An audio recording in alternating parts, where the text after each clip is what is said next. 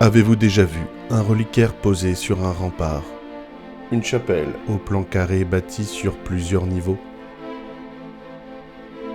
Un portail majestueux où le tympan est remplacé par un vitrail élancé? Avez-vous déjà vu cet élan vertical de l'architecture gothique traverser soudain une loggia de pur style Renaissance?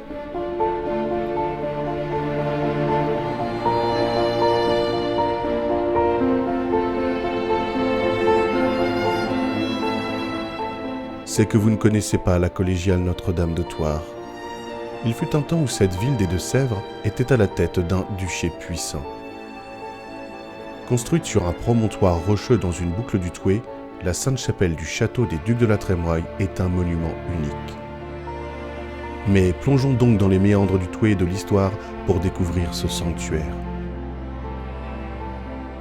En 1484, Louis II de la Trémoille épouse une princesse de sang, descendante de Saint-Louis, Gabrielle de Bourbon. C'est elle qui fera bâtir la collégiale de 1499 à 1515. Cette chapelle va donc bénéficier d'une double conjecture privilégiée. D'une part, les chapelles bâties par les descendants de Saint-Louis pour accueillir des reliques de la Passion du Christ bénéficient du titre de Sainte-Chapelle à l'image de celle de Paris. D'autre part, le frère de Louis II est nommé cardinal en 1506.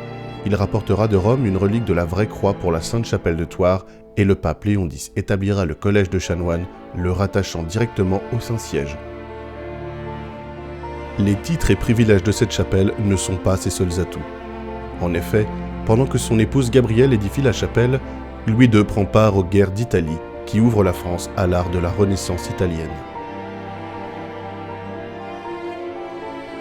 L'architecture de la collégiale reçoit la marque d'une époque de transition entre deux styles très différents, le gothique flamboyant et la Renaissance. À Thouars, ces deux styles vont s'épouser d'une façon remarquablement harmonieuse qui en fait toute la spécificité du bâtiment.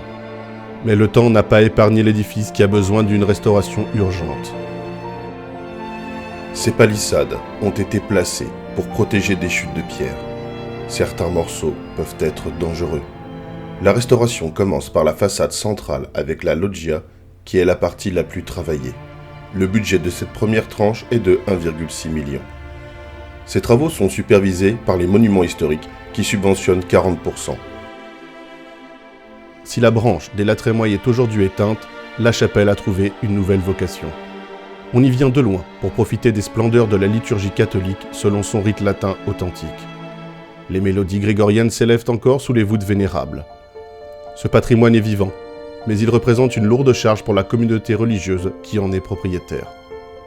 Une collecte est donc organisée via la Fondation du patrimoine. Grâce à votre générosité, ce trésor pourra être préservé pour les générations futures.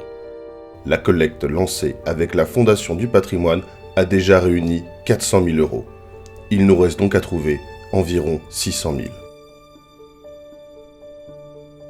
Un immense merci.